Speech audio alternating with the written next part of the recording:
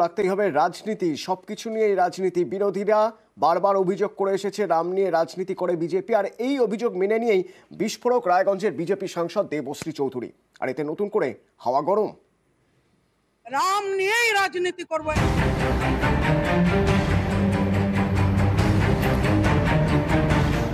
বিরোধীদের অভিযোগ শেষমেশ মেনেই নিলেন বিজেপি সাংসদ। বিরোধীরা বারবার অভিযোগ করে রামের নামে রাজনীতি করে বিজেপি, এই অভিযোগ স্বীকার করে নিলেন রায়গঞ্জের বিজেপি সাংসদ। আর তা করতে গিয়ে দেবশ্রী চৌধুরী একেবারে বিস্ফোরক। রাম নিয়েই রাজনীতি করবো, এটা ভারতবর্ষের প্রাণ, সেটা সদর্থক রাজনীতি। আর বিরোধীরা রামকে নিয়ে যেটা করে সেটা ঘৃণ্য রাজনীতি। শ্রেষ্ঠকে নিয়ে করবো না তো কি চোরকে নিয়ে করব?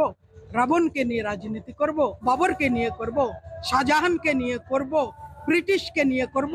আমরা যেটা বারবার দাবি করে আসি যে আমরা শ্রীরামচন্দ্রকে শ্রদ্ধার সাথে অতমস্তকে প্রণাম করি, স্মরণে রাখি, আর তারা রামকে নিয়ে সস্তার রাজনীতি করে আর আচরণটা করে রাবণের মতো।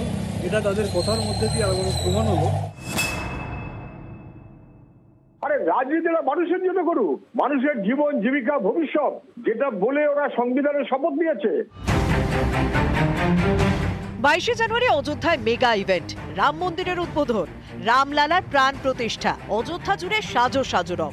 দেশ জুড়ে এ নিয়ে প্রচারের ঝড় তুলতে চাইছে বিজেপি। এরই মাঝে শনিবার মুখ খোলেন পুরীর শঙ্করাচার্য স্বামী নিশ্চলানন্দ সরস্বতী। জানিয়ে দিয়েছেন তিনি অযোধ্যার অনুষ্ঠানে যাবেন না। मूर्ति प्रतिष्ठा को लेकर जो शास्त्र सम्मत विधि निषेध, उनमें लोभ का, भय का, कोई भावुकता का, विवेक का प्रवेश नहीं है। उस विधि निषेध का अनुपालन करना ही प्रधानमंत्री, राष्ट्राध्यक्ष आदि का दायित्व है। उस विधि का अतिक्रमण करके अपने नाम कमाने का प्रयास करना, भगवान से विद्रोह लेना है, हनुमान जी के गधे का पात्र अपने को बनाना है, चकनाचूर होने का मार्ग प्रशस्त करना, हर क्षेत्र में दखल करना राजनेता का उन्माद माना जाता है। भारतीय संविधान की दृष्टि से भी जघन्य अपराध सिद्ध होता है। অযোধ্যায় 22শে জানুয়ারি রাম মন্দিরের উদ্বোধন, তার আগেই রাম মন্দিরের উদ্বোধন বাংলায়।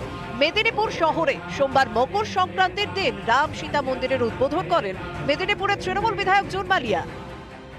ওনাদের নেতা নেত্রীরা অযোধ্যার রাম মন্দির উদ্ঘাটনে আমন্ত্রণ পাওয়া সত্ত্বেও যেতে চাইছেন না, কিন্তু এখানে রাম মন্দির প্রতিষ্ঠা করছেন।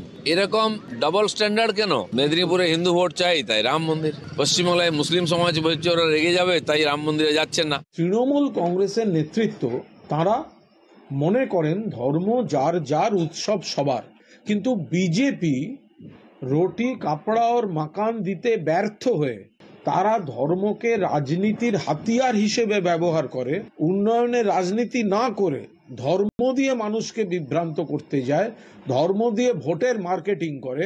এটাই হচ্ছে তফাৎ। নিউজ 18 বাংলা।